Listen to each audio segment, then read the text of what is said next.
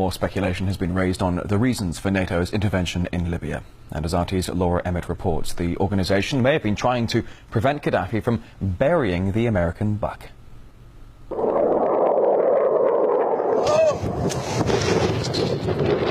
According to some, it's about protecting civilians.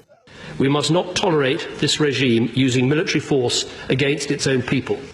Others say it's about oil. The only reason they're interested with Libya is about the oil. You'd think we'd be in Iraq if the major export there was broccoli.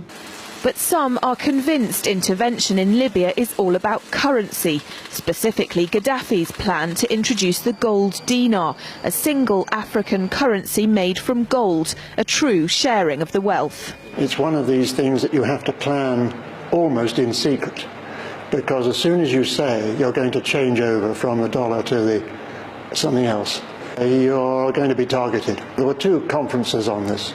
One in '96 and another one in the year 2000, called the World Mataba Conference, organised by Qaddafi. And everybody was interested. I think most countries in Africa were keen. Qaddafi didn't give up. In the months leading up to the military intervention, he called on African and Muslim nations to join together to create this new currency that would rival the dollar and euro. They would sell oil and other resources around the world only for gold dinars. It's an idea that would shift the economic balance of the world.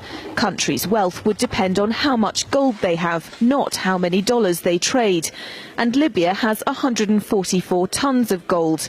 The UK has double that, but 10 times the population. If Qaddafi had an intent to try to reprice his oil or whatever else the country was selling in the global markets and accept something else as a currency, or maybe launch a gold dinar currency, any move such as that would certainly not be welcomed by the power elite today who are responsible for controlling the world's central banks. So yes, that would certainly be something that would cause his immediate dismissal and the need for other reasons to be brought forth for removing him from power.